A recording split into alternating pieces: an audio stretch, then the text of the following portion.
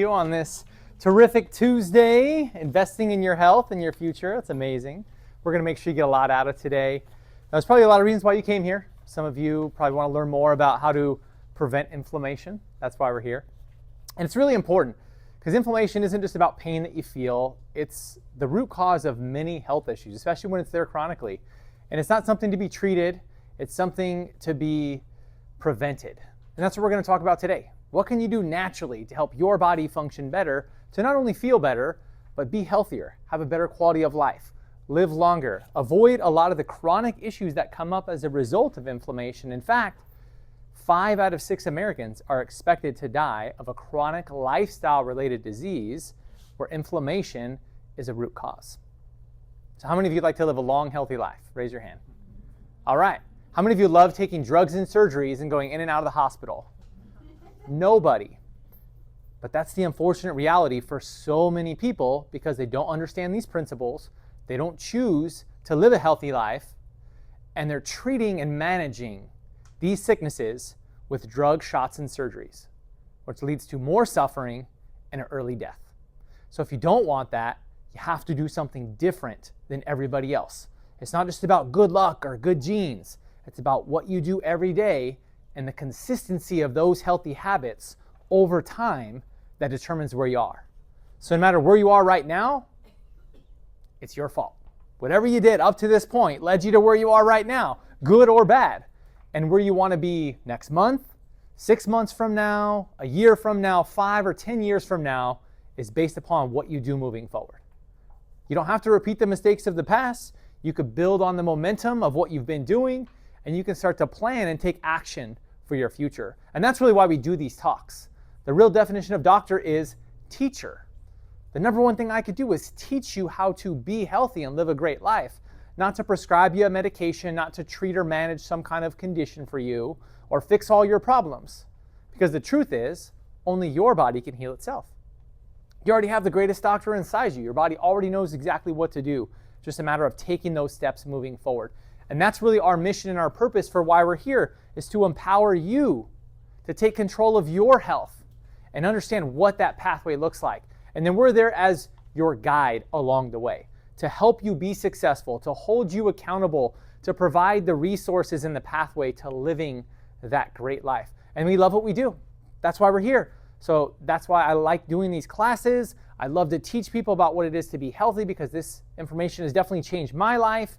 And I've seen it change hundreds and thousands of others, and I know it well for you too. And we continue to train and learn. That's another reason I love doing these talks. Every time I do this, I learn something new. I reinforce something I used to know or do that I kind of forgot or got put to the side. How many times have we learned something and forgot about it? Or you had those shoulds and you just kind of let it go? Well, these are an opportunity to remind yourself of, oh yeah, I want to get back to doing that. Or that seems like a good idea. So don't feel like you have to do every single thing that we talk about today or it's a total failure. Even if you did take away just one thing, right? Even if you got 2% better today and you compounded that over time, how much progress would you make in a year? And that's what it's all about. So it's about taking a couple of things that you learn, taking some action steps, moving forward, making a few changes, and continuing to do that so that we can address what's going on in your health. So when we look at inflammation, many people get this one incorrect. Inflammation is not always bad, and inflammation isn't always the cause. In fact, many times, inflammation is the effect. So we want to make sure we're focusing on the right things to get the right outcomes. So if you have inflammation, like acute inflammation, for example, there's a lot of ways you can go about it. You can do absolutely nothing. You twist your ankle, it's going to swell, it's going to get inflamed, it may hurt. You could just leave it there. Eventually that inflammation or swelling may go down. There is other ways you could address it. You could put ice on it, which may reduce some of the inflammation or swelling. You can take ibuprofen to do that in a medical way. There's nutritional things you can do. You can elevate it, right? There's a lot of ways to really address what's going on, but the acute inflammation is typically sudden or unexpected damage to your body in some way, right? Maybe it was some type of a physical injury. We've all had that before. I'm assuming everyone here has had some level of physical injury or pain, right? Something suddenly happens and you get that inflammatory response. You get redness, you get pain, you get swelling, you get lack of movement, whatever it may be. Well, you could also get inflammation of your cells. You can get inflammation of your organs. You can get inflammation of your brain, of your skin, of other tissues in your body. And you don't always feel these things. And you could potentially creating this damage over time, not even knowing it until it shows up later on as some type of a health condition. And that's what chronic inflammation is. So chronic inflammation is when it actually starts to damage what's going on in your body, and that's affecting you at the cellular level. So it affects tissues consistently, and that's what leads to many of the chronic health information that we're going to talk about here today. And what really causes all of this is stress. If you're experiencing inflammation, acute or chronic, it's a result of stress. And that's what we really want to focus on. Stop creating the problem. Obviously, there's accidents and injuries that happen, and you can't necessarily help that. But most of the issues that become chronic are things we're doing every day. That's in our environment. That's part of our lifestyle. And that's what you have control over. And that's what you can change. So that's what we're going to focus on today. How many of you feel like you have control of your health? Raise your hand.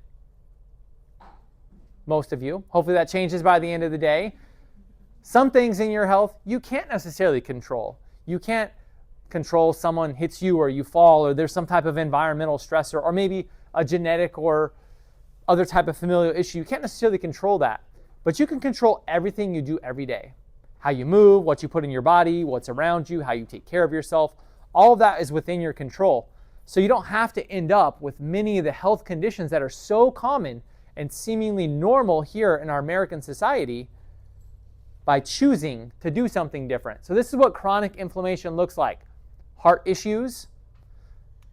Number one cause of death in America, heart disease. Inflammation. Heart disease, blood pressure, strokes, inflammation. Not inflammation over a couple of days or a couple of weeks. Inflammation over years and decades, consistently over time. It also affects your mood because it affects your brain. Anxiety, depression, Alzheimer's, all these are brain inflammation, consistently going on over time. It affects your weight, obesity, diabetes, cancer, your joints. It affects your skin, allergies, asthma, eczema, psoriasis. These are all inflammatory issues. It affects your recovery, your healing, your immune system. These are all the parts that make up your body, that make up your health, that we all want working well and are necessary for a long and healthy life. So there's two ways that you can view and manage your health. There's the disease model, which is the standard American model. That's go to your doctor, get prescribed a medication, and that medication doesn't work, get some type of shot or other therapy. When that doesn't work, do some type of surgery. Would you agree that's pretty much how the model works? That you're stuck with this, there's nothing you can do, you're destined for this for the rest of your life? How many love that empowering story? Nobody, but maybe that's how you lived your life once. Maybe that's how the people around you live their life, your friends, your family member, your spouses, your kids, your grandkids. And maybe you've tried to get them to do something different or teach them a different way or share some of these things. And many of you have been making that transition in your life. Maybe you're at the beginning or you've been doing it for a while. And that's the health model. The health model looks at your health in a different way, that your body is designed to be healthy, that you are powerful, that you can heal, and that it's in your control. It's just a matter of doing what's necessary to be able to get there. Cause over condition, function over treatment. That's what the health model looks at. That's vitalism. That's what we focus on here. That's what chiropractic was founded on, of helping your body work better, right? Helping suit you to deal with the stresses that are going on around you. And B.J. Palmer, who was the developer of chiropractic over 100 years ago, even then they knew medicine is about disease and what makes people die. And chiropractic is about life and what makes people live. That's what we do here. And that's a lifestyle. That's not something you do for a couple of weeks or a couple of months until the inflammation calms down. You do it as a lifestyle so that way you can live this long and healthy life. And that's what I feel like I've gained the most from chiropractic, is understanding that it is a lifestyle. That's how I live my life now. That's how we raise our kids. That's how we've helped so many thousands of other families live a healthy life naturally, is through the principles we're going to share here today. So one of the things that's dangerous to believe is that drugs work. There's a million drugs out there. They're marketed us to on TV. They're marketed us as we drive down the freeway. They're marketed us to when you go shop at the mall, when you read a magazine. No matter what you do, drugs are being marketed to you as the solution. Symptom and then medication. But what's the last 10, 20, 30 seconds of every one of those? It's all the side effects. It's all the ways it's going to make you sicker, right? Does anybody believe that taking more drugs is the pathway to better health? No. Is there a time and place where maybe it may be necessary to get through an acute situation? Sure, absolutely.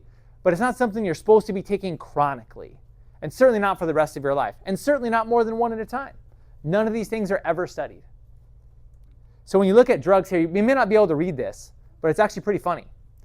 It says, I take aspirin for the headache caused by the Zyrtec I take for the hay fever I got from Relenza, for the uneasy stomach from the Ritalin I take for the short attention span caused by the Scopoderm I take for the motion sickness I got from the Lotil I took for the diarrhea caused by the Xenical for the uncontrolled weight gain, for the Paxil I take for the anxiety, for Zocor I take for my high cholesterol, because exercise, a good diet, and regular chiropractic care are too much trouble. So you think about that, and that's pretty funny, but for how many people is that true? They take one thing, and it causes another problem, so they have to start taking something else. And then they start taking something else because that's creating a new problem, and they have to take something else. And I see this all the time. And then next thing you know, you're taking 4, 5, 6, 8 things, and you don't even know what they are anymore. Like, I'm not sure what that one's for. I take this one for this. And you're taking 3 things for the same one that 3 different doctors prescribed you, because it just keeps going on down the line. And that's our medical system right now. That's what you get when you go to the doctor. That's what you get when you follow the recommendations on your insurance plan. That's the standard of care, and it's really sad. And it shows. We're not going to go through all the results, but if you look at it, the research is not good. The numbers are not great, and they're not getting any better. In fact, they're getting worse and worse and worse. And the quality of what's around us is getting worse too. So you always got to remember, your body's designed to be healthy. I want everybody to say that. Your body is designed to be healthy, and that's what's normal. Sickness isn't normal. Cancer's not normal. Diabetes isn't normal. Alzheimer's isn't normal. Doesn't matter what your mom or your dad or your cousin or your uncle did. Doesn't matter what your genetic makeup is. Doesn't matter how old you are. Doesn't matter anything. None of that matters. Healthy is normal. That's how you're designed. And when you do the right things, your body knows what to do, and over time, you become healthy. How many of you have experienced this to some level in your life already? Yeah, you really have. And that's what's so cool about it. And so the goal is to eliminate the stressors. And that's what the 5 essentials is all about. These 5 principles, when done consistently over time, is both the cause and solution of all the issues that you're dealing with. And it's when you're doing all 5 of those consistently and your goal is to grow and improve that you really see the benefits long term. And that's what we're focusing on, right?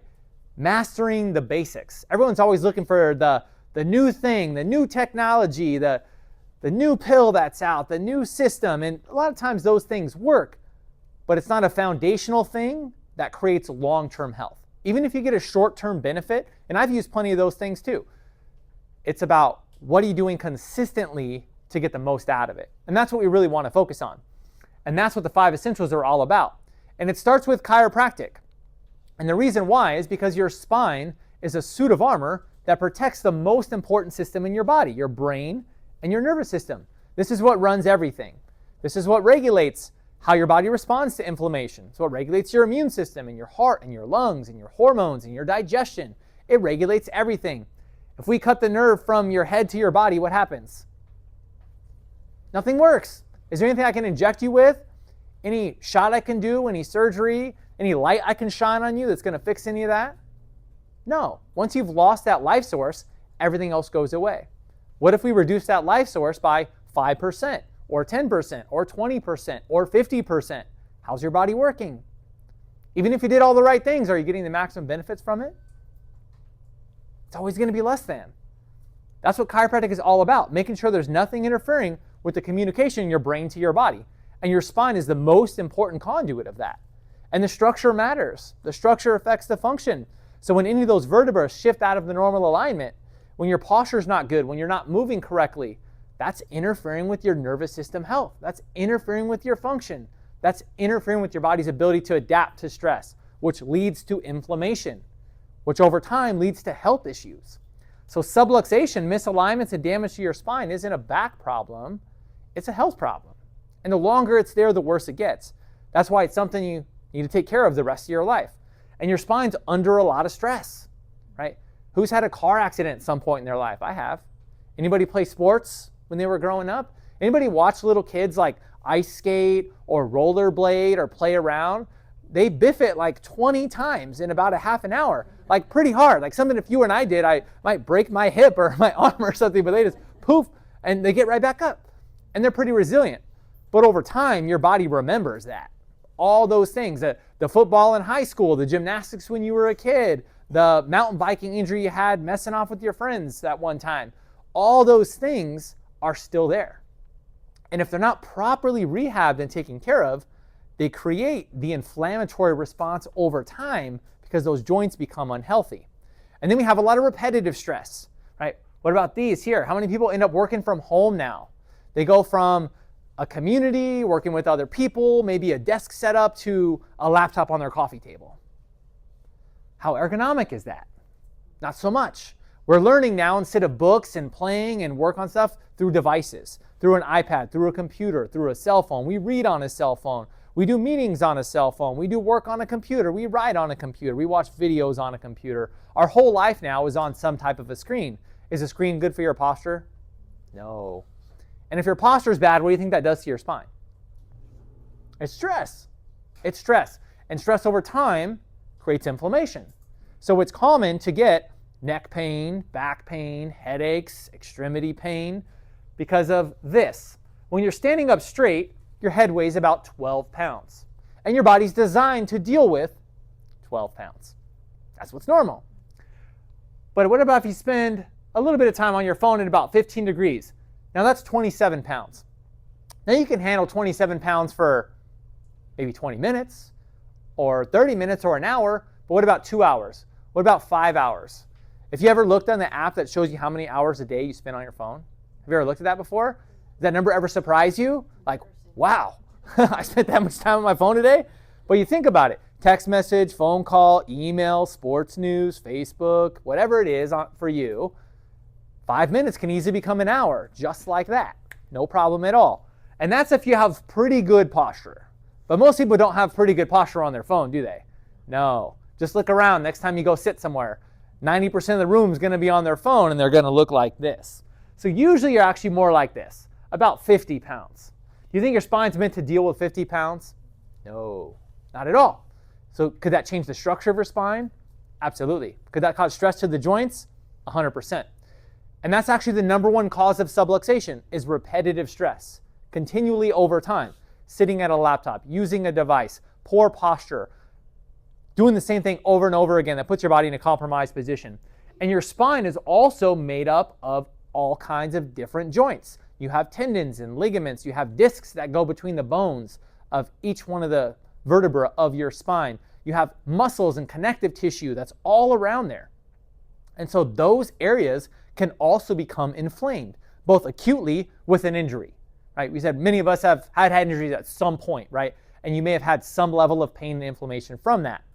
But it's really the chronic repetitive stress that's the biggest issue. And that's what we can control. We can't control the time we fell down the stairs and tweaked your back, but you can control the hours a day you spend on a computer or how you help your body work through that, right? So subluxation is also joint misalignment, soft tissue damage, inflammation, nerve irritation, loss of balance and coordination, over time joint fixation, elevated stress, and all these different parts of your spine over time can break down. That's how you get spinal degeneration, disc herniation, disc bulging, nerve irritation, nerve damage. These are not new acute issues. These are chronic issues. In fact, we can't even see degenerative change on an X-ray for nearly a decade. So sometimes people will come in and the inflammation is new. It's been there for a couple of weeks. It's been there for a couple of months. But X-rays show that it's been there for many, many years, or sometimes many decades. Subluxation doesn't just cause joint pain. Remember we talked about what your spine does? It surrounds and protects your nervous system. So if you have elbow pain, you have elbow pain. If you have knee pain, it's joint knee pain. Nothing else passes through there, maybe some blood vessels and some other things that you may feel. But your spine, your nervous system passes through there. So when your spine starts to degenerate, now it's affecting your nervous system. And that's why it's such a big deal. It's not just neck and back pain. That's the least of your worries. It's what's that doing to everything else in your body. That's why chiropractic is the #1 health principle and the foundation of a healthy lifestyle, because you got to keep your nervous system healthy. That's what does everything. So for your body to stay healthy, we have to make sure we're minimizing that nerve interference. And only the chiropractic adjustment corrects subluxation. That's what chiropractic was founded on. That's still the most important benefit of what we do here today. And this is the reason why. You only feel 10% of your nerves. That's it. 10%. It's how do most people judge their health? How they feel. You're missing 90% when you judge your health on symptoms alone. 90%. That's why so many people out of nowhere have a major health diagnosis. Jogging down the street, die of a heart attack. Going for a checkup, stage 4 cancer. Start to forget things, Alzheimer's a step away. You go in, things are a little bit off, you got diabetes. Right? Those things don't show up over weeks or months. Again, years, decades of these issues going on, and this is a big reason why. Most of your nervous system regulates your health. 90% of it regulates your health, and you don't feel that. We want to focus on 100%. That's why we look at everything. And so a lot of chiropractic was based upon joint pain. That's what it became in the 80s when they started billing insurance. All up until then, chiropractic was all about function of your nervous system, function of health, preventative health, natural solutions, all up until that time. But as soon as they started accepting on insurance, people are like, oh, I can bill back pain and get paid $200? Super. And so a bunch of people started doing that. And then it became a thing where now chiropractic became a musculoskeletal joint pain profession for a lot of people. There were still a number of people who believed in the vitalistic, holistic principles like we do now. But a lot of other people got into it like, hey, this is a good job where I can make a lot of money. And that's what happened. And all through the 80s and all through the 90s, that's what people did. And then insurance has said, you know, we're not going to pay for this anymore. We're going to take a lot of this away. And that created a big issue, and that's been going down and down and down, where now you pretty much can't bill chiropractic for insurance, which is a great thing. I'm so glad. I wish I got rid of it 100%, because all the people who did it for the wrong reasons would just leave. And everybody who did it because they wanted to help people and save lives would continue to do it. And people wouldn't think about like, I should go to the person on my list because it's covered by my insurance. Which in fact, that is the worst thing you can do, because all you're getting is, at best, temporary joint pain care, which has nothing to do with your nervous system and certainly won't restore your health. 6 visits isn't going to fix your problem until you come back next year. So corrective chiropractic, that's what we do here. The goal is to continually optimize the health of your spine and nervous system so your body can do what it needs to do. Remove the interference to allow healing to take place. And that shouldn't be based upon how many visits your insurance plan has. It should be based upon what you need as a person and how things change over time. And you may agree with that or not, but that's what we believe in, and that's where we see the progress happen. I did insurance for a little while, and I constantly gotten told, nope, you can't see this, you have to release this patient, you can't do x-rays here, you can only do this and that, not that, we don't approve this. And I was like, I'm done with this, right? And now, that's just part of being a patient here in the office. Home care. You can only come in for adjustments so often. And part of being healthy is creating healthy habits in your life. If the spine is the healthiest area of your body, does it make sense to take care of it in some way every day? If you're under stress every day, why would you not do healthy, proactive exercises to make it improve? That's what home care is for. The same reason why you brush your teeth, the same reason why you change the oil in your car or your air filters or anything else that's preventative. By moving your spine in a specific way every day, you're actually improving the health of your joints. You're hydrating the discs. You're bringing blood flow into muscles and tendons and ligaments that need those things to survive. and you're providing nutrition to your brain. In fact, 90% of the nutrition to the brain comes from movement of the spine. So if you have a stiff, decrepit spine, how much nutrition is getting to your brain? None. If you have a job where you sit all day and maybe you go for a 20-minute walk and that's it, how much nutrition is your brain getting? Not too much. Absolutely. That's why they know the worse your posture gets and the more stiff you get, all-cause mortality goes up because the inflammation increases. So if you have home care, we encourage you to do it. That's why it's there, to help you be better. And there's also multiple ways to help the joints of your body recover naturally. The last thing you want to do when you have pain is treat the pain. Right? If you have joint pain, you take ibuprofen, can you sometimes feel a bit of relief? Sure. Is that fixing the joint problem? Is your joint getting healthier in any way? No, in fact, it's damaging other parts of your body. And it's allowing you to do things you probably shouldn't do that would actually make the joint itself worse. That's the worst part. So chiropractic obviously is at top of the list, but there's other things you can do too. You could do foam rolling, you could do massage, trigger point therapy, you could do whole body vibration, like what we have right back here. All kinds of health benefits if you really look into it and research it online. You can do spinal decompression for disc injuries and spinal degeneration, which we do for both the neck and for the lower back because it really helps work through that. You can use cryotherapy or cold type therapy. People are getting into cold plunges now, cold shower. You can go to cryo. There's different places that be able to do that. That reduces the inflammatory response, both acutely and chronically if you do it consistently. You can get benefit from shockwave therapy, something we started doing here, which breaks up chronic inflammation from joint damage. So when you have an injury, what your body lays down is scar tissue. And over time, scar tissue becomes what moves and supports your body. It's tissue, but it's not healthy tissue. And that will continually create chronic inflammation because your body's working harder than it has to. Shockwave goes and breaks that up and gives your body a new chance to heal and bring in new, healthier types of tissue.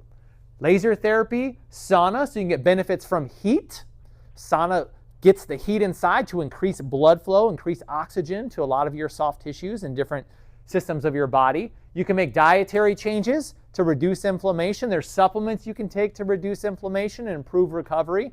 Many of these things we utilize here or recommend as part of our care because they're natural. They're things that are available to us that helps your body work better. And I encourage you to utilize these things. If you don't want to deal with the pain and symptoms, if you don't want to take medications and don't want to do medical therapies, but you still have issues, you got to add some of these things in as part of your day-to-day routine. If you want to be better, you got to consistently take more and more action to be able to get there. So one of the resources that you have in your packet, I hope everybody grabbed one of these, is an outline of the 5 essentials.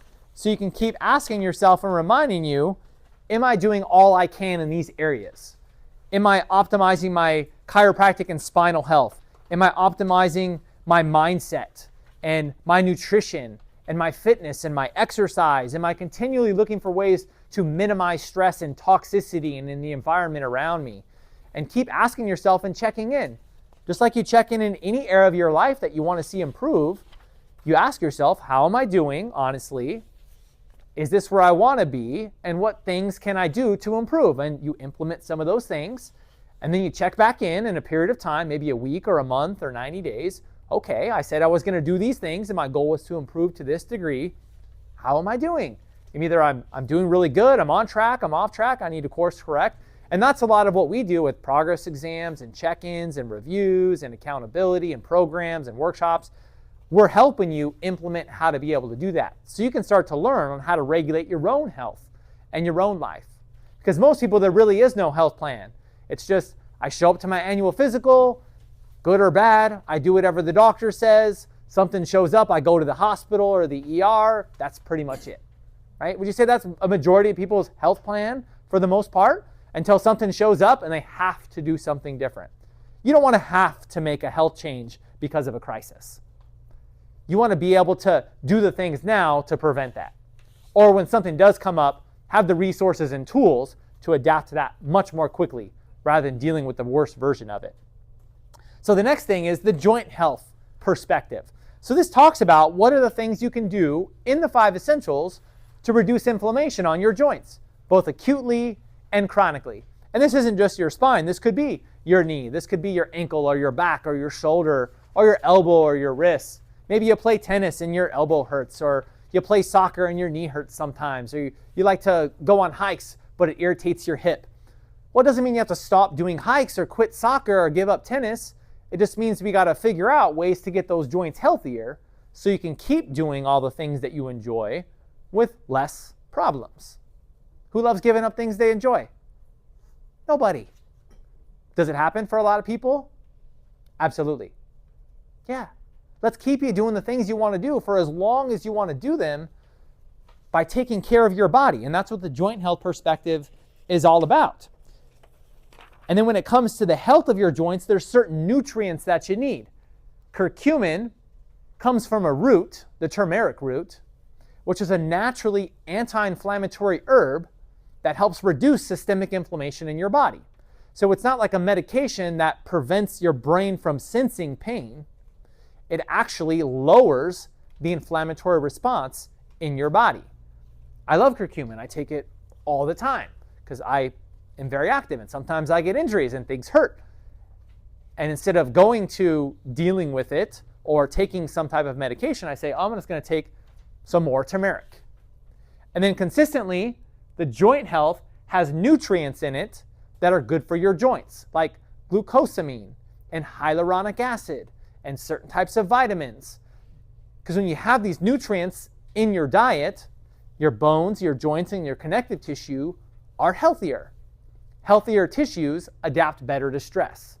So if you're getting the right nutrients in and you're taking care of your body physically, and then you go on that hike, and then you go and do this or that, or you play 4 hours of pickleball, you're not as sore.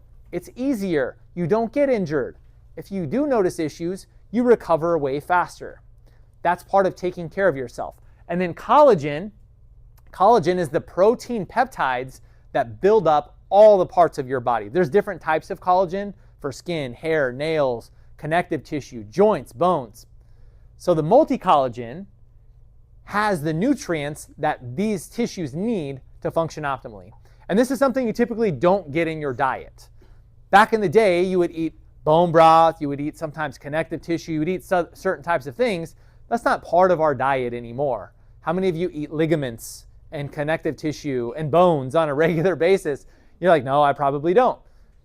And many of these are essential, which means your body doesn't produce them. In fact, by the time you're 50 or above, your body has completely stopped producing collagen and other joint health nutrients, which is why typically as you age, commonly your skin and hair get thinner, your bones get more brittle, right? That doesn't have to happen. That happens commonly if you don't understand that your body no longer produces these nutrients and they have to come from your diet.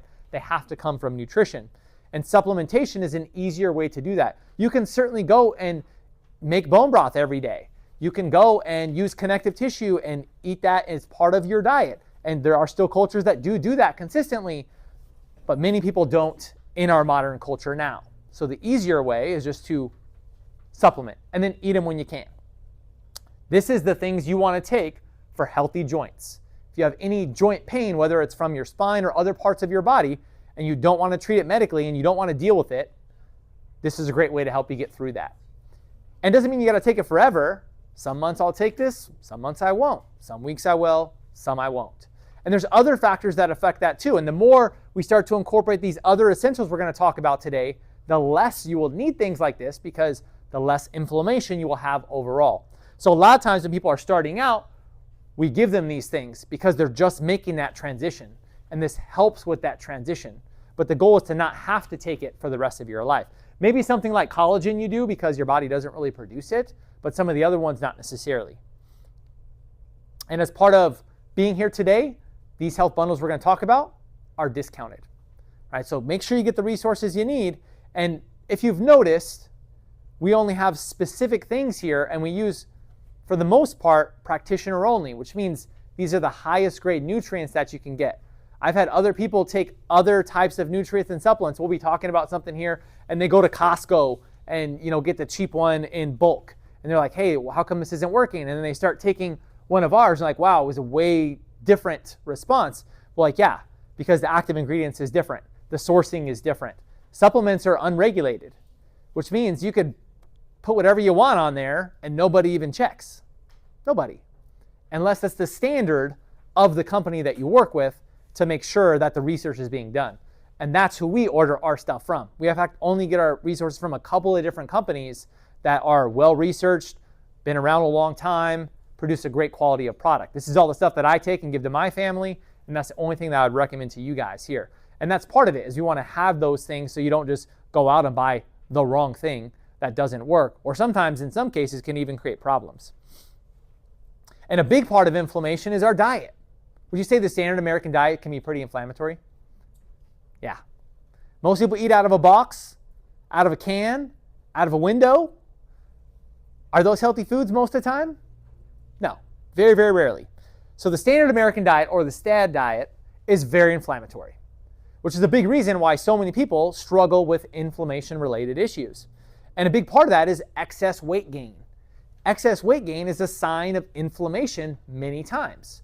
You got inflammation going on in your body due to stresses going on around you. And a lot of that can stem from nutrition. So we want to look at, what are we eating? What's the quality of what we're eating is eating? Are we having a plan for how to take care of that? And what does that look like? So some of the two biggest causes of inflammation is sugar and oil, which they put in almost everything. Every processed food has sugar and damaged oil in it. Every single one. When you look at that ingredients list, you'll find that in there. Some sort of OS, some sort of sugar, artificial or regular. You're going to get hydrogenated oils. You're going to get canola oil. You're going to get sunflower and safflower oil. You're going to get corn oil. You're going to get high fructose corn syrup. You get all these things, right? Just look at the ingredients of anything that you buy that's processed from the store, which is basically the entire middle section where most people shop. And this creates stress and inflammation in your gut, which then goes into other parts of your body. It gets into your bloodstream, it gets into your brain, it gets into your tissues, and it gets into your joints, and it creates inflammatory issues. Also fats. Fat is another source of inflammation. Fat isn't necessarily bad for you if you get it in the right sources. So when we look over here, if you're getting Pringles or getting a lollipop or a cupcake or a McDonald's hamburger, are those healthy fats? No, they're unhealthy fats. They create inflammation in your body and they create problems. And these are the ones that you want to avoid because they create issues. But what about over here? If you're getting wild-caught salmon, is that an unhealthy inflammatory fat? No, in fact, that's an anti-inflammatory fat from omega-3 fatty acids that are in that type of fish. That's the exact opposite of inflammation, and it lowers inflammation in your body by getting the right type of fats in there. What about avocados or chia seeds, right? These are also omega-3 fatty acids, or positive fats, medium chain fatty acids like coconut oil, that are healthy for you and actually reduce inflammation and protect your organs and create a healthy cell membrane so toxins and nutrients can get in and out of your cells. You actually need some level of healthy fats to help reduce inflammation. That's why you start looking at your food and what you're eating and understanding what's inflammatory and what's not. And most of the time what you want to do is look at, how do I get its most natural source? Like an avocado can easily make oil. Eating fish is pretty simple, right? Is a Pringle a natural thing in the environment? No, it doesn't exist. You don't go pick that off a tree. It's a chemical process and there's like 40 ingredients, many of them that are being toxic. And that's the difference. Are we eating man-made food or are we eating God-made food? Are we eating natural, healthy, grows in the wild food, or stuff that was made in a lab or a factory? And the more you can get the natural foods, the better off you're going to be. And essential fatty acids, which is the nutrients that come from different types of foods, is very key to the inflammatory response. So there's multiple omegas, 3, 6, 9, but the most important ones you really look at is omega-3 and 6. So omega-6 is what's common in grains. So what is the biggest thing in the standard American diet, the bottom of that pyramid?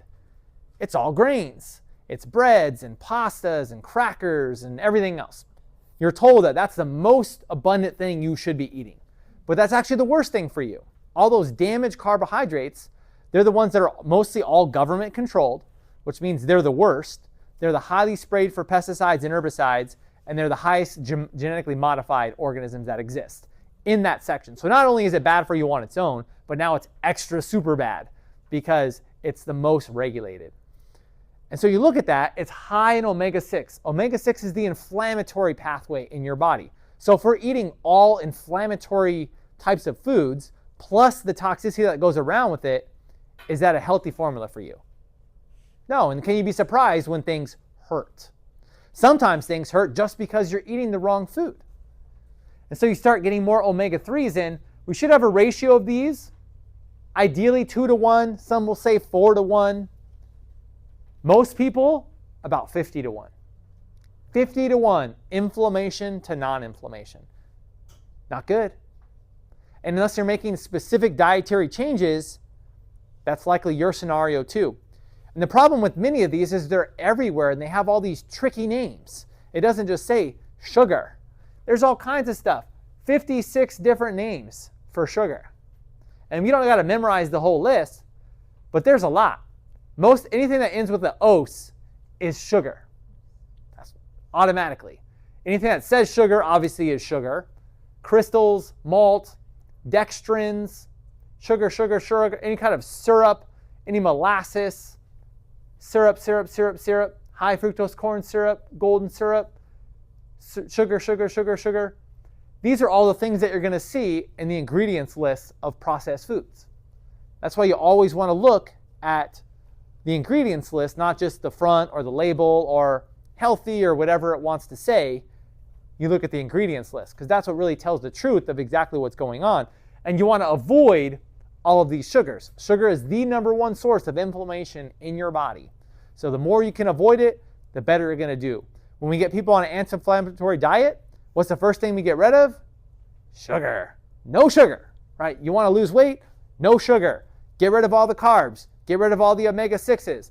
Just getting rid of that inflammation alone starts to drop. But most people, that's part of their standard diet because, hey, we're busy. It takes time to prepare healthy food. It costs too much. It's too difficult. I don't know how to do it. I don't like the taste, right? You've probably all heard those things, maybe even said them themselves. I know I've been guilty of that at some point. But over time, you realize that it's really not that much different. You get used to it. It becomes part of just your regular routine. Because what's more expensive? Spending the extra couple of dollars for grass-fed beef or spending the $1,000 a month to treat your diabetes? Or the $10,000 for that heart attack when you went into the hospital? Or the loss of years of life? What does that cost? So is a couple extra bucks here and there worth it to take care of your health? Only you can decide. That's your choice. There's a consequence of every decision. You're giving up something either way, but you get to decide. You get to choose your heart. Because sometimes it's hard to do things healthy and do things the right way and make investments in yourself. That can be hard. But typically it makes things easier later on down the line. It's easier to just go to McDonald's, pay $5 for a couple of cheeseburgers, and eat it on the way home. But the cost of that is really hard later on down the line and everything that goes along with it. So you get to choose. Here or now, then or later. And what happens when you start to gain the weight over time, the unhealthy weight, that's when it affects your hormones. That's when it increases inflammation. It adds stress to all your joints. In fact, 1 extra pound of weight is 4 pounds of stress on your joints. So sometimes if your knee hurts, you just got to lose 10 pounds. And 40 pounds of stress comes off that joint and it feels better. So these are things that we have to look at there as well. And this isn't a judgment thing. It's about health, right? Am I at my optimal ideal health right now? Am I at my optimal ideal weight? And am I doing the things to be able to get there? Or are we justifying things along the way? So that's what we want to look at there as well. And because this has become such an issue and now they have things out there that are very unhealthy, as usual, medicine comes up with the shortcuts of a lot of people want to lose weight. So let's just give them injections that they can take that helps their body lose weight.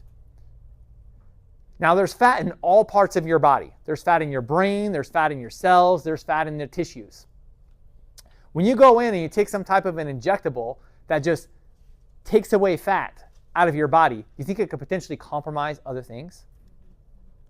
Potentially, yep. And there's likely a side effect. So there's Ozempic out there now. There's other things that are coming out, these fat loss, weight loss shots. And people are losing weight. At what cost? At what cost? What happens when that becomes a major problem 6 months from now, or a year from now, or 5 years from now? What happens when that's thyroid cancer, or your gallbladder has to get taken out, or you develop Alzheimer's, or you develop some other type of problem? Is that worth it? Is it easier just to inject yourself with something and lose 10 pounds? Sure. At what cost? And those things aren't cheap. They're expensive too. So it's not like you're saving money, just easier. So because of that, we started working with a company that developed a healthy weight loss program where it's working naturally with your lifestyle, working with nutrition, and supporting your body's ability to lose weight in a healthy and sustainable way. And I have a lot of other colleagues that have been doing this. My wife, Dr. Catherine's been doing this. People in our office are starting to do this now. And we're just seeing amazing results. And people are noticing big changes. In fact, it's common to be losing somewhere between 20 to 30 pounds in 42 days in the initial phase of doing this. Even people who've struggled with losing weight prior to in the past. And it's about modifying your diet, modifying your lifestyle, and specific type of nutrients. And the best part is accountability and guidance through the process. Because sometimes as you're making a change, it can be a little bit more difficult. You may have some road bumps. A lot of people, when they start a diet plan, give up in the first days or weeks because something comes up. When you have somebody holding you accountable, when you have a process, when you have a plan, when you're tracking yourself consistently, it makes it easier to be successful. And you see the progress. What would your life be like if you lost 20 pounds in the next couple of months? For some of you, it may not be necessary. Maybe it wouldn't make a big difference. For others, that could be a big deal. That could be the difference between the pain and the issue. That could be the difference between a gut and a health problem. What we're seeing is people aren't just losing weight, other problems are going away.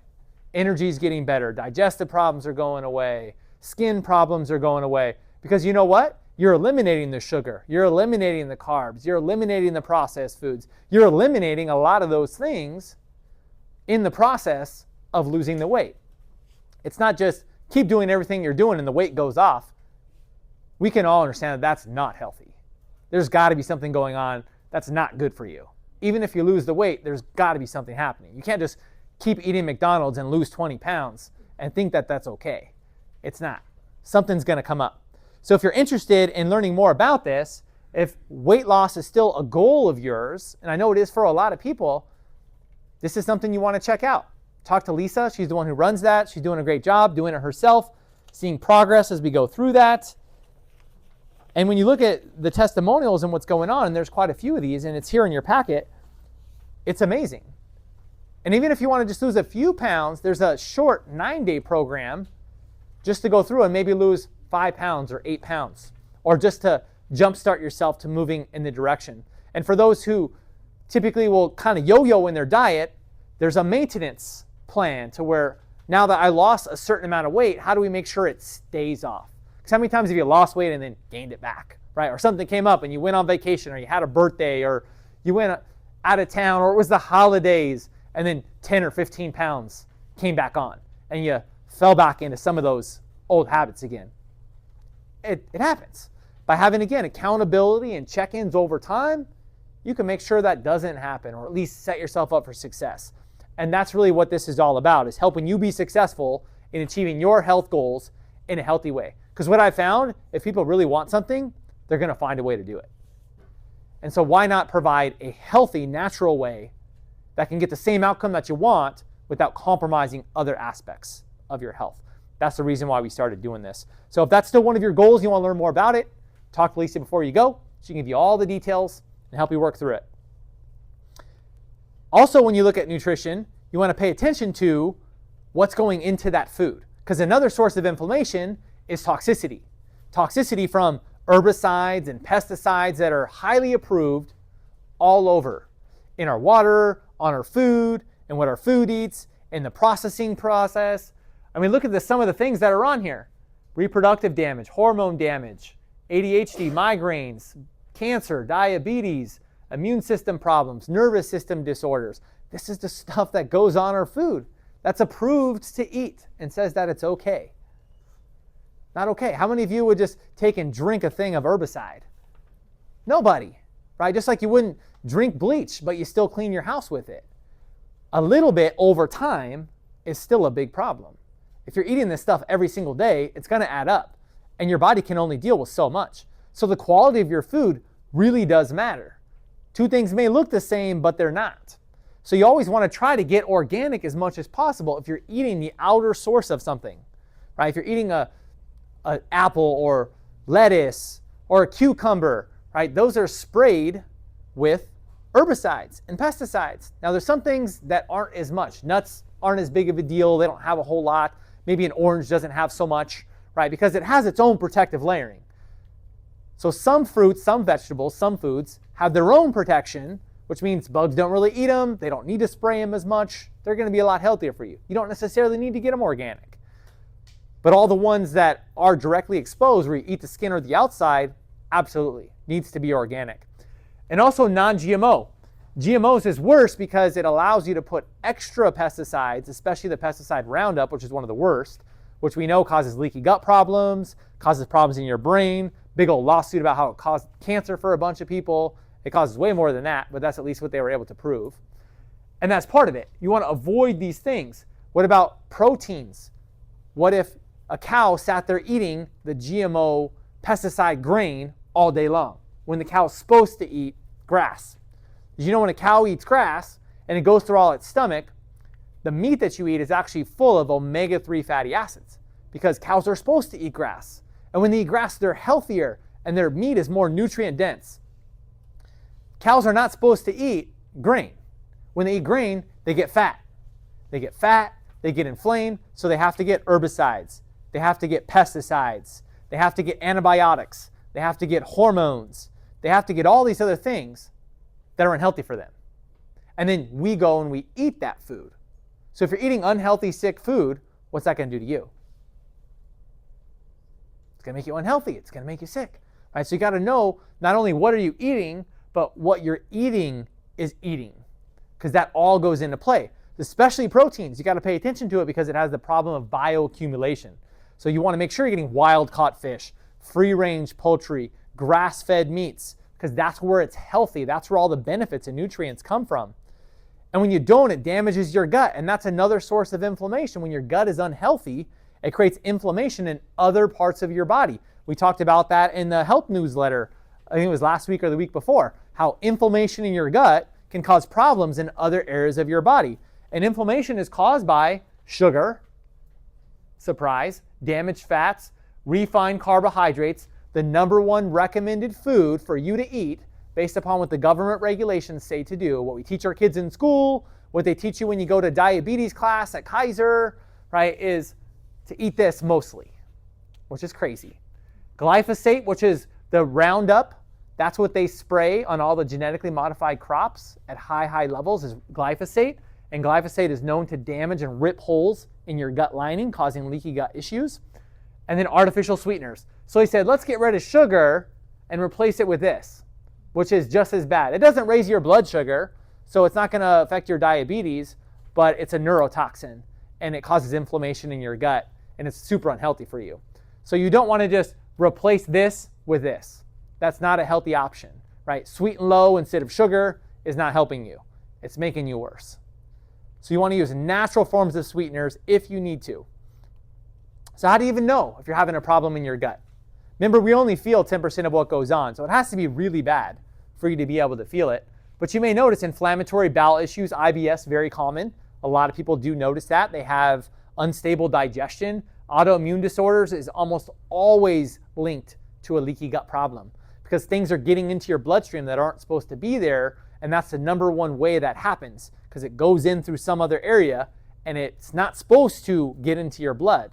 But when it does, your body senses it and starts to detect it and attack it later on down the line. Allergies and asthma, depression and anxiety, skin issues, headaches and migraines, chronic fatigue, fibromyalgia. These are just some of the common things that you may experience if you're having inflammation in your gut. That's why it's important to take care of your gut. Avoid the things that damage the gut by making healthy choices and start adding in healthier options that exist to improve the health of your gut. So there's lots of foods that are good for you, that aid in detoxing, that aid in your gut, and we've shared these many times, and this list doesn't really change. The good things are the good things. And I know sometimes it's boring to do the same stuff over and over again. It's like, oh, cauliflower again. Super. Get creative with the ways that you make it. But the good stuff is the good stuff. There's not going to be a time where you just, no more broccoli, I don't got to eat that anymore. It's still good for you, right? Garlic is still healthy for you. So are onions and collard greens and bone broth and fermented foods and all these things. These should be staples in your diet that you're doing all the time. Incorporate them as often as you can. Gut healthy foods. And get creative with it. That's why we have recipe books and all these other types of things. There's lots of resources now on how to do this. So just learn how to do it and it becomes your regular lifestyle. And then it's not hard anymore. It's just how things are. But there's a transition period and there's a learning curve. That's why we're here to help you with that learning curve and give you resources along the way. Sometimes, if you've had enough damage to your gut, you need to go in and actually repair it. That's what the total gut restoration is. So there's really three main nutrients companies that we work with. Microbiome Labs, which deals all with gut and everything that goes into that. That's a huge, huge source.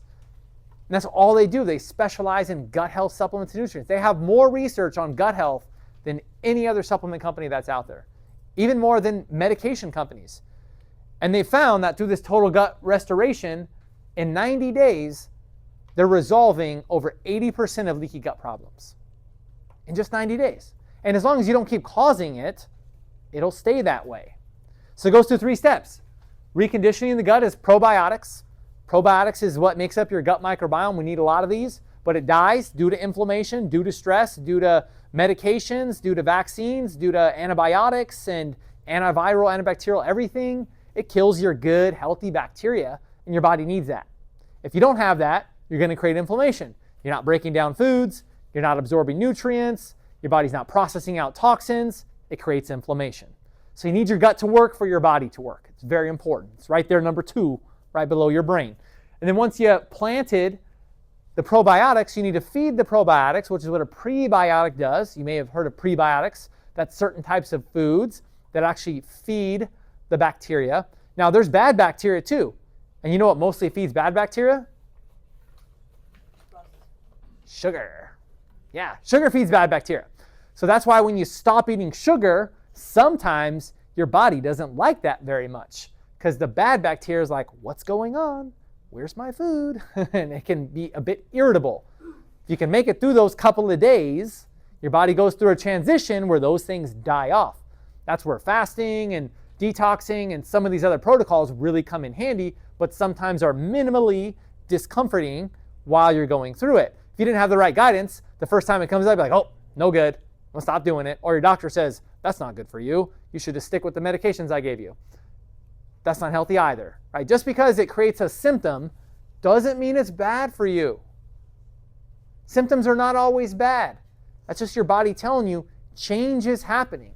And sometimes good change may be a bit uncomfortable temporarily. Is it going to be like that forever? No. But sometimes temporarily it can be uncomfortable. Expect that. And sometimes it doesn't happen at all, and you're totally fine. But if something comes up when you make a change, don't freak out. It doesn't mean it's harming you or creating a problem. It just means that your body is transitioning, and it's checking to see if you're really serious about making a healthy change.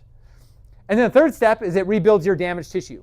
So it actually has nutrients that rebuild the gut lining so you don't have a leaky gut problem anymore. And in 90 days, you can keep that going and doing well. That's the total gut restoration. I've gone through this myself, super helpful. I've had other people go through it and seen great results with it.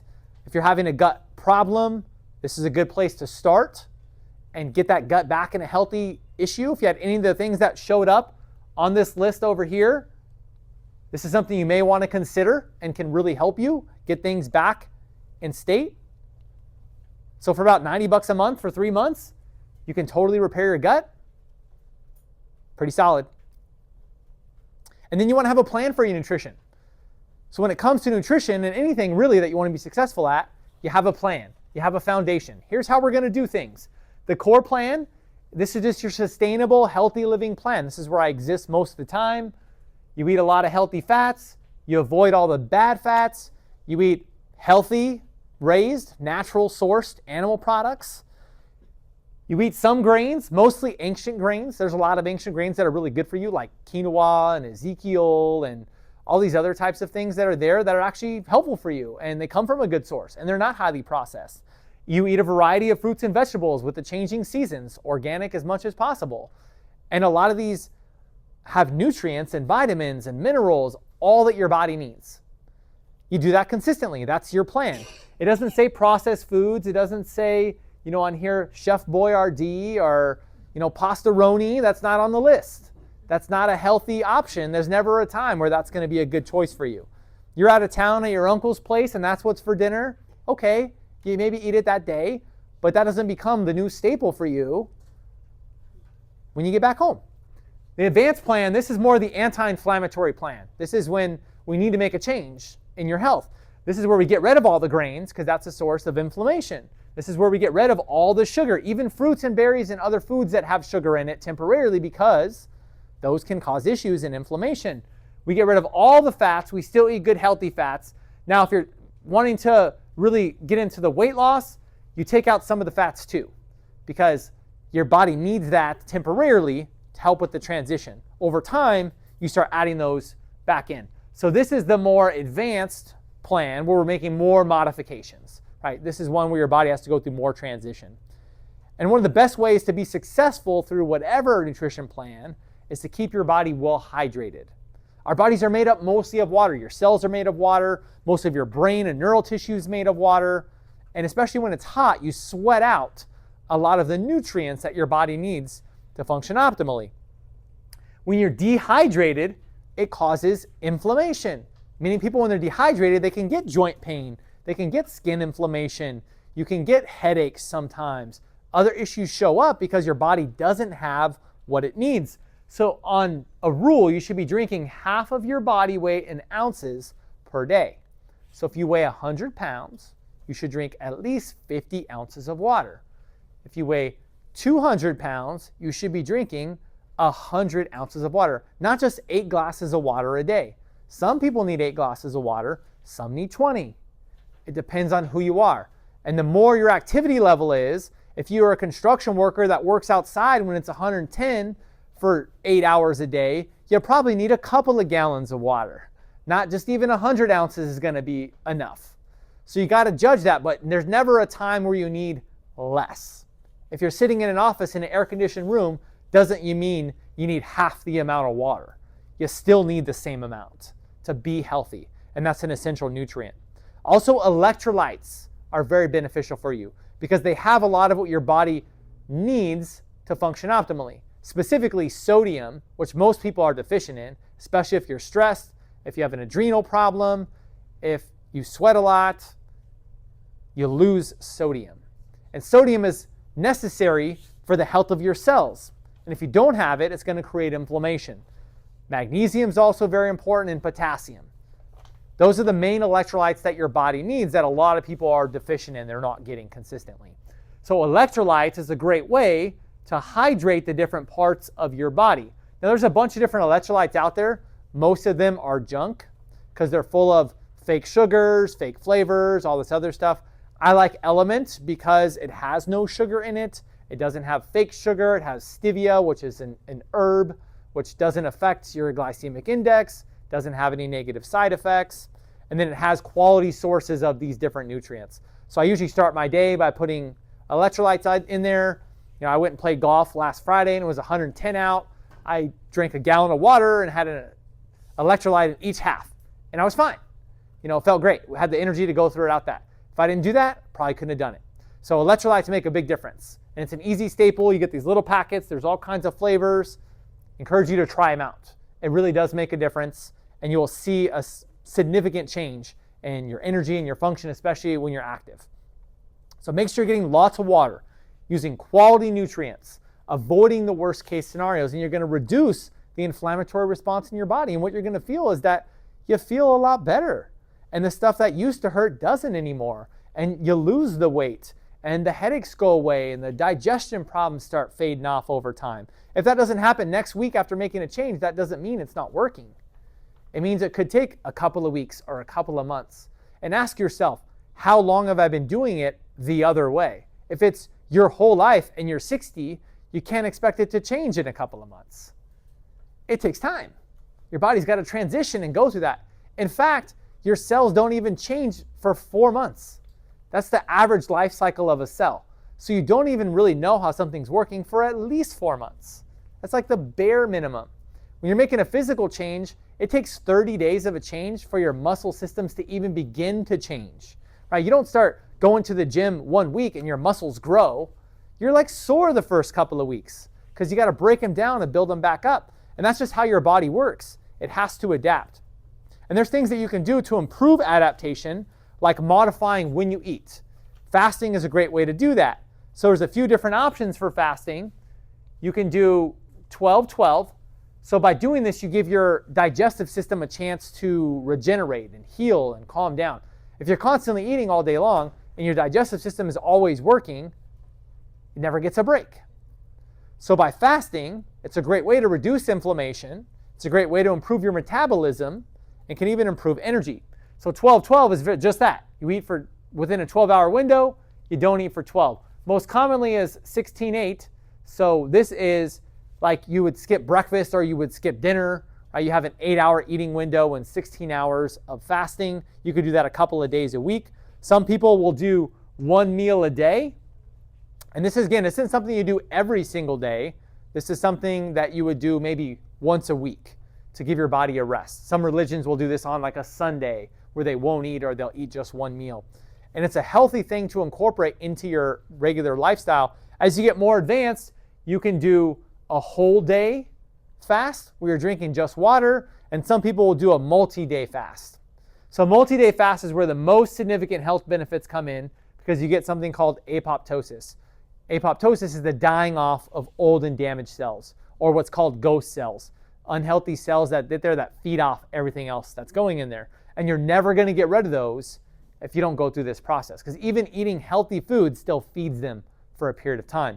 When you go through 3 days and you don't eat any food at all, there's no nutrients to these and they die off. You still drink water, and I even do it with the electrolytes, so it makes it a lot easier. I've done this. I don't know if any of you ever tried this before. It's not as hard as you think. The first day you barely notice. The second day is kind of uncomfortable. But the third day you're kind of like, it's not so bad. And you're like, well, I guess it's time to end now, so I'll eat something. But you could probably go multi-days because eventually your body adapts and realizes, okay, there's no food. We better go out and hunt and kill food. So it actually speeds itself up. And that's how your body works through most things. Initially, you don't notice too much. Then you have the kind of uncomfortable period where your body's like, hey, where's my stuff? And then you say you're not getting it, and it has to choose to adapt, right? You're not just going to lay down and die. Your body's going to kick up and say, okay, it's time to enhance my function and go do what I need to do. And that's what happens in the third day and beyond. It's actually pretty cool. So if you ever want to try fasting, work your way through here. But it's a great way to kind of push reset on your body in a few different ways. And when it comes to nutrients and taking care of your body, there's a few things that we put together to help. So the curcumin we talked about is naturally anti-inflammatory. It's naturally produced by the earth. It works really good for you. Greens and phytonutrients is another way to really reduce your inflammation because this is just hyper-nutrients to all of your cells. The omegas, so omega-3 fatty acids comes from fish oil. That's the most abundant source and the healthiest form for you. So getting omegas in and supplementing in, how many of you eat fish every single day? One person. So you probably don't need any omegas. I'm sure you have plenty, but most of us don't. How many of you eat fish at least once a week? Okay, a couple more people. That means the rest of you are getting none at all. So it's very likely you're deficient in the omega-3 fatty acids. And if you're not eating it, it has to come from some other source.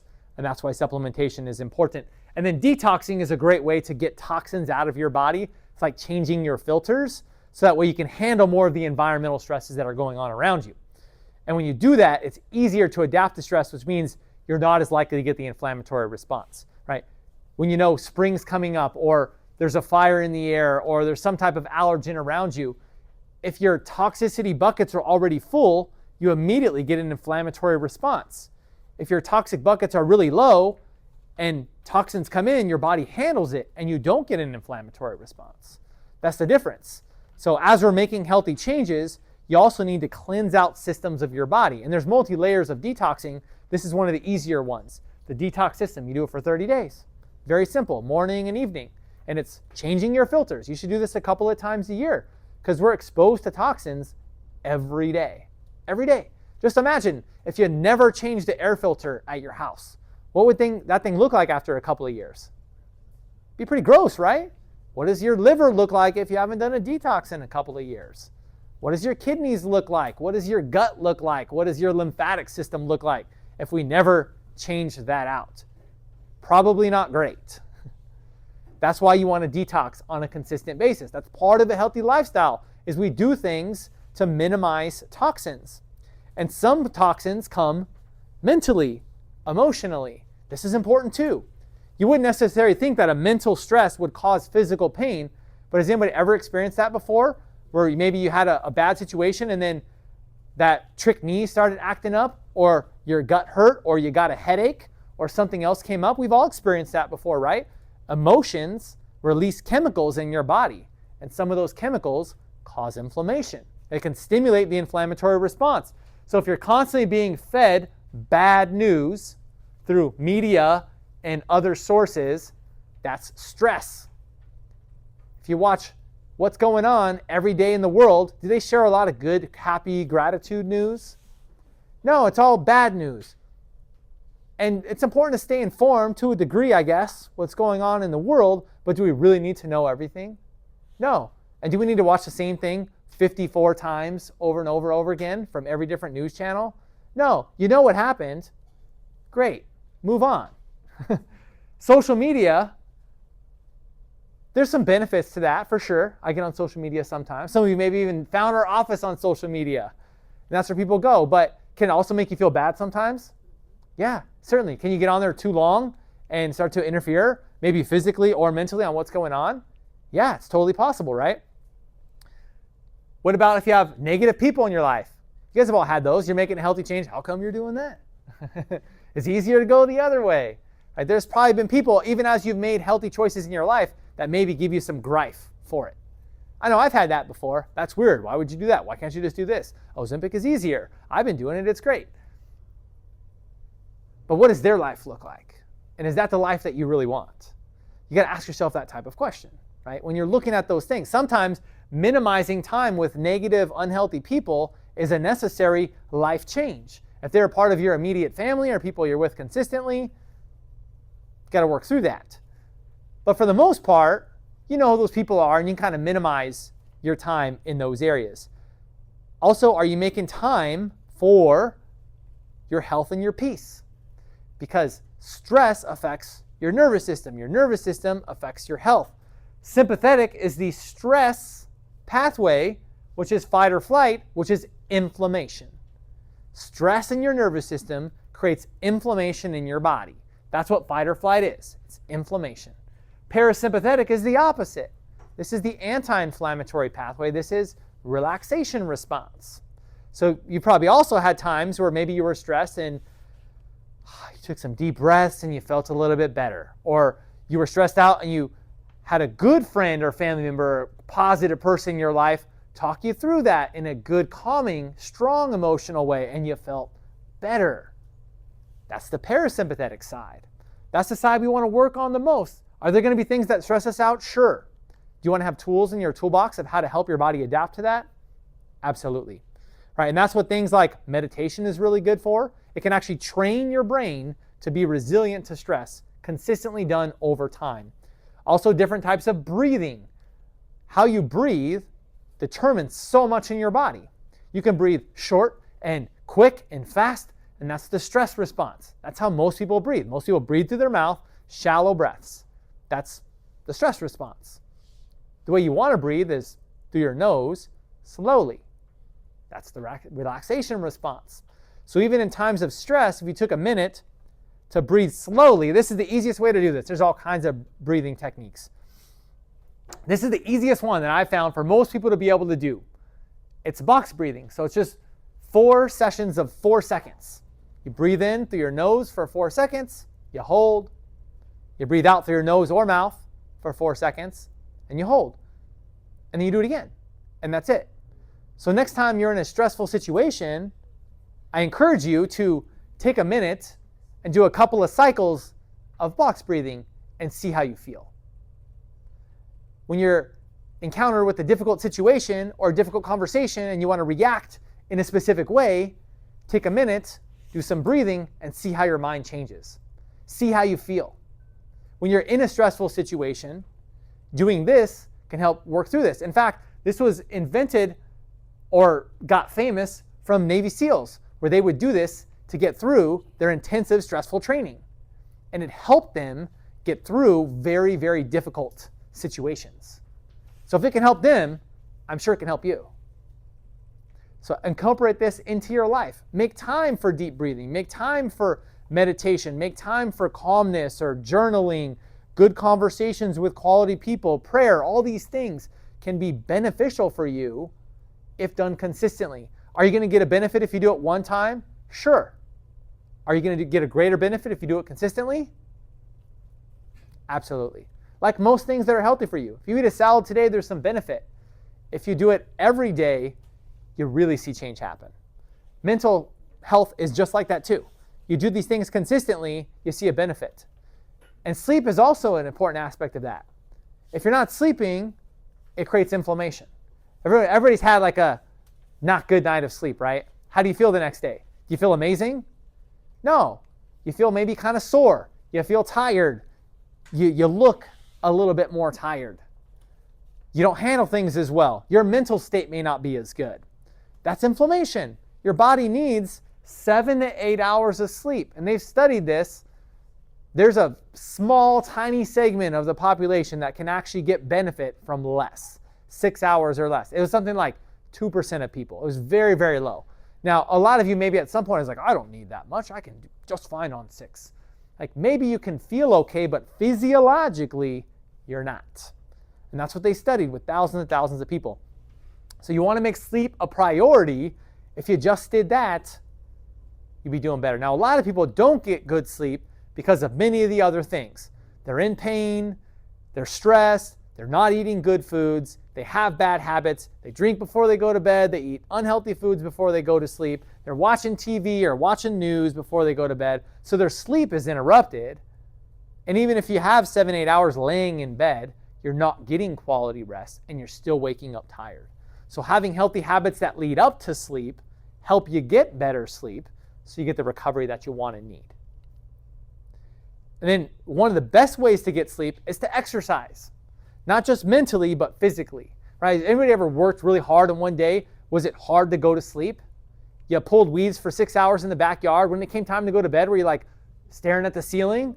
No, you're like poof, out, ready to go. Time to sleep. Because when you work your body, it wants to rest.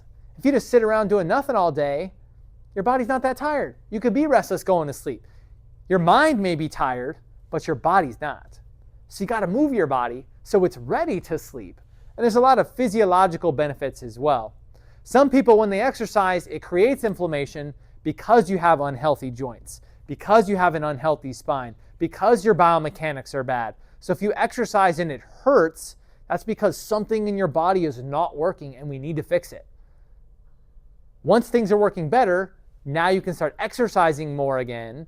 And exercise doesn't have to be a back-breaking power workout at the gym. It could be a walk, it could be a hike, it could be a sport or an activity that you enjoy. It's moving your body consistently. That's what exercise is. And then the benefits are compounding as well. If you exercise one day, you get a benefit for a day. If you exercise continuously, you get health changes for a lifetime. So it increases your endorphins so you have a better mood and you feel better. It improves your sleep. We talked about that. It helps balance your hormones. It improves your body composition. It helps with your heart. So when you look at a lot of these things, how many people want to have a better mood, better sleep, better cardiovascular health, faster, healthier metabolism? Exercise is a great way to be able to get there. And there's all types of exercise, which is why we don't typically teach exercise, because it's not the same for everybody. It's just find something that works for you and do it consistently. But that's the key. Don't not work out at all this week and work out 5 days next week. And then none the week after that, and then 2 days. And then 2 weeks where you don't work out at all, and then 5 days of killing yourself. Right? That doesn't work. You got to go consistently and have a plan and a schedule. And And the last thing is avoiding toxins. Toxic exposure is stress. And there's all types of toxins. We talked about many of them already. It's in your food, it's in your personal care products, it's in your cleaning products, it's in the environment. Many are avoidable, some are not, which is why detoxing is necessary. One of the most common places to find toxins, in your house. They're all over the place. Especially if you have a new house. New house is full of toxins that you can't avoid in the paint, in the carpet, in the fixtures. It's just everywhere. So that's why you want to have house filters. That's why you want to change out your filters often, right? You want to use plants that can take up some of those things that are really healthy for you, and clean out your own body filters. That's where detoxing comes in. So laundry, right? If we're using Tide and we're using those little sheets that you put in there in the dryer, right? Those are full of toxins. If it has a fragrance to it, if it has some weird, crazy color, it's not good for you. So you want to make sure you're getting natural cleaners because you wear your clothes on you, right? And your skin isn't just this impermeable barrier like a shield. Your skin is designed to be permeable. Things come out of it, things go into it. So if you're wearing toxins on your skin, what happens to those things? Yeah, it gets absorbed into your body, right? So if you use Tide on your clothes or your kid's clothes and you wear it on your body and then you get hot and you sweat, some stuff comes out, some stuff goes in. You want to make sure you're paying attention to that. The bathroom, all kinds of stuff in the bathroom. Cosmetics, cleaning products, everything else exists there. So big rule of thumb, if you wouldn't eat or drink it, you probably shouldn't clean with it. Pretty much always. If it says, will kill you if ingested, probably shouldn't use it in there. Same thing with your kitchen, bedroom, sheets. What is your bed actually made of? Most beds are made with fire retardants. They're made with the chemical process, especially most memory foam mattresses, like a Tempur-Pedic mattress, full of chemicals. And as your body heats up, those chemicals get leached into your body and get absorbed through your skin, which is why we recommend BioPosture, which is completely toxic-free and actually has Ciliant, which helps your skin breathe and regulates your body temperature so you actually get better sleep. And we can order it without fire retardant and with zero chemicals. So if you're sleeping on chemicals, if your sheets are washed in chemicals, and your air is toxic with chemicals around you, how good is your sleep? And you wake up and you're stuffy, and you don't feel good, and you're tired. This is why. The living room, same thing. So these are QR codes.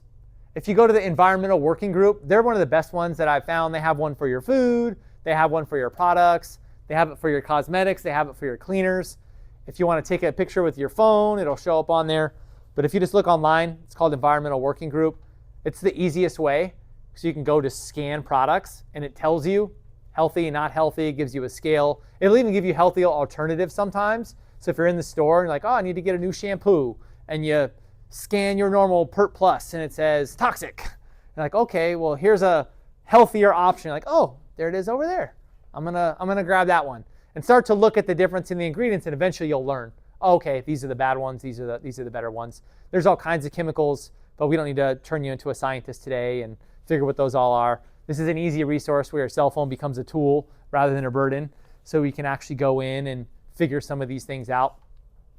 And this is why your toxicity is such a big deal, because when you have toxins, it robs other parts of your body because you're working harder. It's going to cause loss of energy. It's going to affect your brain and your mood. It affects your stomach. It affects your sleep. It affects different skin areas, your food, your digestion, your vision. It affects your immune system, your muscles and joints, headaches, body aches and pains. It creates inflammation. That's what toxicity does. So we want to minimize toxicity, right? That's essential number 5, as much as possible. You want to cleanse toxins out of your body regularly through healthy habits, like exercise and detoxing and hydration, and all these things all help with detoxing. A healthy diet helps with detoxing. Taking care of your nervous system helps with detoxing. Healthy stress, even healthy products, things like meditation and breathing has shown to have detoxing effects in your body because the systems just happen to work better. So add these in as part of what you need to do, because these systems need to be working optimally for your body to process out toxins. So when you come in contact with things that are inevitable in your environment, you can work through it. These are the nutrients that are really good for detoxing. Magnesium, talked about that one a lot. Chlorella comes from greens. Superoxide dismutase, psyllium husk, Activated charcoal is a super nutrient. There's all kinds of benefits to activated charcoal. Protein, there's good sources in healthy protein like bone broth protein, grass-fed whey protein. In fact, we put a couple of smoothie recipes in here for you guys because smoothies is a great way to get in nutrient density that tastes good, is easy to do, and very cost effective. We had some on the way in. One of the things that's our product of the month this month is the grass-fed whey protein. So grass-fed cows have omega-3 fatty acids. It's good for your digestion. It has detoxifying benefits, and your body needs protein and amino acids. You can get all those, and you can mix it with greens and berries and coconut milk and all kinds of stuff that's also nutrient dense for your body. So it's an easy way, again, to get in nutrients. It's quick, doesn't take a lot of time, but it's highly beneficial for you. So we want you to utilize these things to be healthy on a regular basis. So part of reducing inflammation is avoiding toxins and detoxing on a regular basis. That's the detox system. So if you haven't detoxed in a while, good time to go and do that. If it's been 6 months or it's been a year, I've had people say, I've never done a detox in my whole life. You're due. It's time to get on there and get that in. Make that part of your regular lifestyle. It makes a big difference. So at the beginning, we talked about you don't have to do everything. Some of you are overachievers and you're like, I'm going to do everything today. I'm going to do all the stuff, all 5 essentials. I got it. Some of you are like, that sounds like a lot. And most people, when it's a lot, what do? Nothing. You do nothing. All right, that's the last thing you want to say, oh, that was so much. I'm just going to do nothing. We don't want that. Pick one thing. Right? Maybe it's you do a detox. Maybe you start an exercise program. Maybe it's I'm going to unpack that home care finally and start using it. I'm going to change some of the things in my diet and nutrition. Whatever it is, pick at least one thing, right? Because you spent the time to be here. I'm sure you want to get the benefits from it. So take 1 or 2 things and take action on those things today. That's the most positive encouragement. Studies show that if you take action on it today, you're 90% more likely to be successful with it. If you say, I'll start that tomorrow, or I'll start that on Monday, what do you think your likelihood is? Pretty low. Pretty low. Very, very low. Which is why most New Year's resolutions fail in like week 2. Because you're not implementing it right away. It seems like a good idea at the time, but then stuff comes up. Life gets busy, and you just go back into what's comfortable, what you already know. Don't let that happen to you. Make your time worth it. Take action on at least one of these things today. Can we all agree to do that? Yes? Yes. All right, there we go. So if you're looking for where to start with your spinal health. Many of you are already patients here in the office, but you know what? You probably have family members that are not. You have spouses that are not. You have kids and grandkids that are not. You have other people in your life that are still missing the number one essential to being healthy. If you don't do something about it, who will? Is their doctor going to tell them? No. Are they going to see it on a billboard at Costco or at the mall or driving down the freeway? No.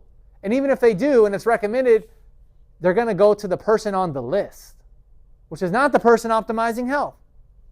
Then they're going to be back to doing nothing, saying chiropractic didn't work for me. See, I knew it. That's the number one thing. So you got to educate your family, because now that you're in the know, you know the truth, you have the solution, they need your help, and they're not going to get it unless you tell them. So be diligent, right? If you knew something was going to happen to somebody and you had the solution, would you just tell them once and they said, no, I don't feel like it? Like, okay. And if you're cool with that, that's fine. But if you really want to see a change happen, you got to be diligent about it, because subluxation isn't just a back problem. It's a health problem. When you have a problem with your spine, it affects every single part of your body. So chiropractic is not a short-term thing. It's not just for joint pain. It's a pathway to an optimal, healthy life to help your body heal itself. And it's something you want to do for the rest of your life. At least every other week. That's what the research shows. Anything less than that, your spine, your body is degenerating.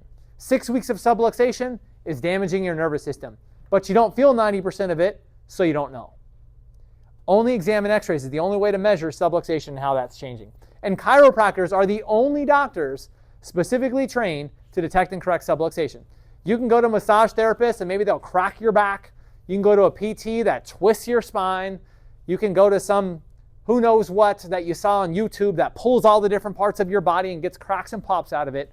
That is not an adjustment. That is manipulation, right? You can pull your finger and it's going to pop.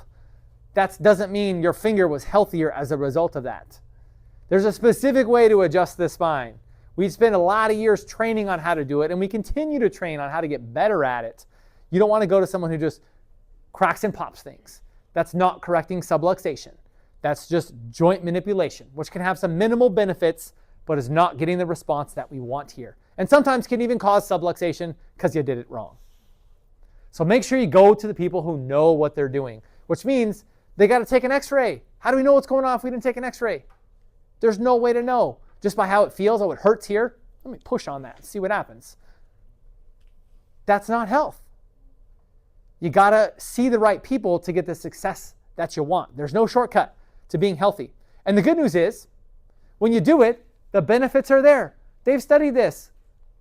They know that when you get chiropractic care long-term, your health outcomes are better. Check this out. 7 years of regular chiropractic care, at least twice a month. That's why that's the minimum. 85% less pharmaceutical costs for this group of people. So if you don't want to take medications, get chiropractic the rest of your life. 60% less surgeries, 60% less days in the hospital. When they went to the hospital, they were there 60% less time. So if you don't want surgeries, you don't want medications, you don't want to be in the doctor's office or the hospital, take care of your health. And most likely, that won't happen. Do accidents happen? Sure. Something may happen. You might fall off the roof and break your leg, and that might land you in the hospital. But you know what? You're going to recover faster, and your outcomes are going to be better, and you have the tools to help your body recover. That's the key. So make sure you're taking care of your family too. You don't want to be the only person in your family that's healthy and thriving while everybody else is still doing the same thing.